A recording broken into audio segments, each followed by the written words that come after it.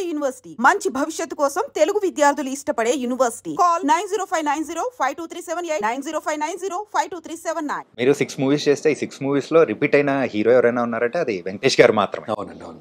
So మీకు అంత ఇష్టమా సార్ వెంకటేష్ గారు అంటే? ఇష్టం అంటే ఏదో అలా కలిసిందండి. కలిసింది అంటే చేసినప్పుడు ఆ ఎంజాయ్మెంట్ బాగుంటుందండి. చాలా ఆత్మీయంగా ఉంటుందండి ఆయనతోటి. ఓకే, ఆయనతోటి మహేష్ బాబు గారితో ఇంకొక టైప్ ఎక్స్పీరియన్స్, ఈయనతోటి ఒకలాగా. అన్నీ కూడా చాలా హెల్తీగా ఉంటాయి, బాగుంటాయి. ఎవరి పని ఎవరు గొడవ లేకుండా మన పని ఏదో మనం బాగా చేసుకోవటం, నవ్వుకోవడం. చేసినంతసేపు మట్టుకు విషయం తెలుస్తూ ఉంటుంది. వర్క్ ప్రాసెస్ని బాగా ఎంజాయ్ చేయొచ్చు. కానీ మీరు చిన్నోడు పెద్దోడిని మాత్రం వదలలేదు. ఇద్దరితో కలిసి రెండు మూవీస్ చేశారు. ఓకే సార్, వీళ్ళందరూ ఓకే అయితే మీరు చేసిన మూవీస్లో ఎక్కువ మూవీస్ 5 మూవీస్కి మిక్కీ జే మేయర్ గారే. ఏంటి ఇది కారణం? దీనికి మణి శర్మ గారండి. అవును సార్, నారప్పకి మనిషి, పెద్ద కాపు కూడా మిక్కీ జే గారు. పెద్దగా మిక్కీ జే మేయర్. ఓకే, 5 మూవీస్ అంటే 5 మూవీస్ సార్. నేను అంటే ఆయనతో ఫస్ట్ సినిమా నుంచి ఒక ర్యాపో కుదిరిందండి. ఇంకా అలవాటు, నాకు స్వేచ్ఛ ఉంటుంది ఎక్కువ. ఇది మార్చండి అది మార్చండి అని చెప్పడానికి నాకేమీ హెసిటేషన్ ఉండదు. అలానే వేరే వాళ్ళని కొత్త వాళ్ళని పెట్టుకుంటే మళ్ళీ అడగలేవని కాదండి. బట్ ఈయన దగ్గర ఉండే ఒక చొరవ, ఈయన దగ్గర ఉండే ఒక ఫ్రెండ్షిప్ లోగా దాంట్లో చేసుకోవడం నాకు ఈజీ అయింది అంతే. మీరు అనేటప్పటికి మిక్కీ గారు మాత్రం సూపర్ ట్యూన్స్ అనేది కూడా ఇచ్చేస్తూ ఉంటారు. చూడండి, సుకుమార్ గారు, దేవి ప్రసాద్ గారు, ఇలా ఒక్కొక్కసారి ఏమవుతుందంటే ఒక బాండ్ ఫామ్ అవుతుందండి.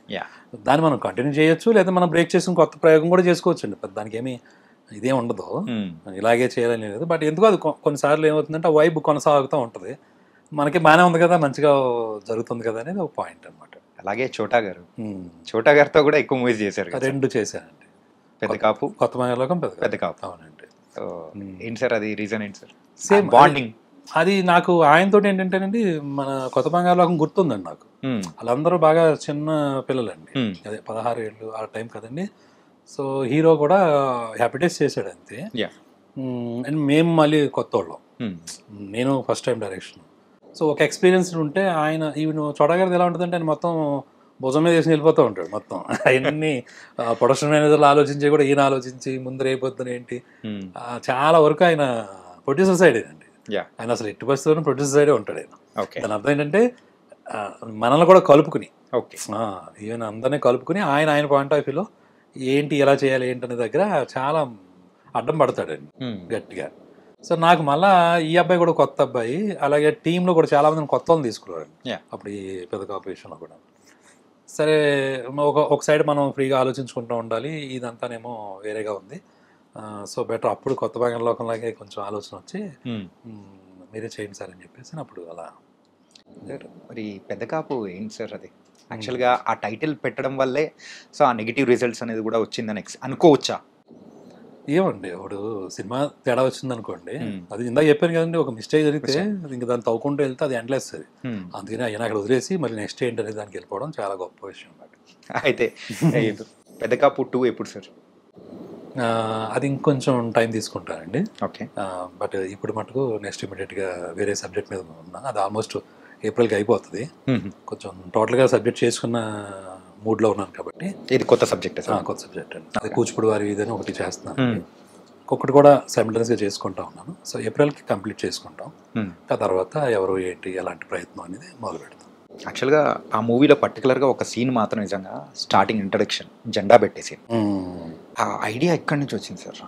అసలు ఆధిపత్యం చెలాయించాలని చెప్పేసి అది పెడితే వచ్చే వైబ్ కానీ 1982 ఆ వైబ్స్ తీసుకురావడం కానీ అంటే చాలా డెప్త్ ఉంటుంది సార్. అంటే యూజువల్గా మీ స్క్రిప్ట్స్ అన్ని కానీ చూస్తే ఆ ఎమోషన్స్ వైజ్ కానీ ఎవరన్నా అంటే పడిపోతున్నవాడు ఎందుకు పడుతున్నాడు, లెగాలనున్నా కానీ వాడు లేవలేకపోతూ ఉంటే వాడు ఒకసారి తిరగబడితే ఎలా ఉంటుంది అని చెప్పే ప్రతి ఒక్క థింగ్స్ కానీ అంటే మన లైఫ్లోంచి అంటే పడిపోయిన సందర్భం నుంచి తీసుకునే దానిలానే ఉంటాయి. ఇట్స్ వెరీ కామన్ అండి, అందరూ మనం చూసే విషయమే కాబట్టి యాజ్ ఎ క్రియేటర్గా ఆ ఎమోషన్ ఎలా వర్కౌట్ చేయాలనే పాయింట్ దగ్గర దాన్ని ఎంతవరకు ఎన్హాన్స్ చేయొచ్చు. సార్ ఏదండి ఆ డెన్సిటీ మీద మనం కాన్సన్ట్రేట్ చేయటం, దాన్ని ఎంత హైలైట్ చేయొచ్చు అనే పాయింట్ ఆఫ్ వ్యూ చేసే దగ్గర ఒక్కొక్క కథకు ఒకలాంటి సెటప్స్ వస్తూ ఉంటాయి. అవి హైలైట్ అయ్యి బాగున్నాయి అనుకోండి సూపర్, లేకపోతే బాబు నెక్స్ట్ దానికి వెళ్ళు. అంటే పాతది మాత్రం క్యారీ చేయరు, సో ఫ్రెష్ గా నెక్స్ట్ గో విత్ ఫ్లో అనే టైప్ లో ఉంటుంది. అందుకనే బరువులు అది బరువు అనుకుంటే బరువు రాసాం కదా, మళ్ళీ మనమే రాసి మళ్ళీ మనం పాటించకపోతే దానికి పర్ఫెక్ట్ నిర్వచనం శ్రీకాంత్ అడ్డాల గారు. ఓకే సార్, మీ మూవీస్ లో వన్ లైనర్లు భలే ఉంటాయి సార్. ఒక్కసారి ఇంకోసారి అదొకటి అయితే ఇంకోటి ఏకాడా అవునండి అని. అండ్ రీసెంట్ గా వచ్చిన దీనిలో కూడా కొంచెం ఎమోషనల్ గా ఉంటది, పెద్ద కాపులో కూడా వాడికి ఎంత ఉంటే మనకి ఎంత ఉంటుంది అని చెప్పేసి అది కానీ అలా ప్రతి ఒక్క మూవీలో ఒకటి కామన్ గా పెట్టుకుంటారా సార్? ఎట్లా సార్ అది? అది ఏం ప్లాన్గా ఏం జరగదండి, మేబీ ఆ ప్యాటర్న్ వస్తుందండి మరి తెలియకుండా. ఇప్పుడు ఇంటెల్ కార్పొరేషన్ చిప్ ఎప్పుడు ఒకలాగే ఉంటుంది కదా, మన చిప్ కూడా అలాగే ఉందేమో. ఇంకా దాని నుంచి సెల్ ఫోన్ లో దాని నుంచి కంప్యూటర్లు తయారవుతుంటాయి. సో బేసిక్ చిప్ అలా ఉన్నట్టు ఉంది, బిల్ట్ అలాగే ఉంది. ఓకే సార్, రేలంగి అనేది మీ ఊరా సార్? యాక్చువల్లీ మా ఊరే.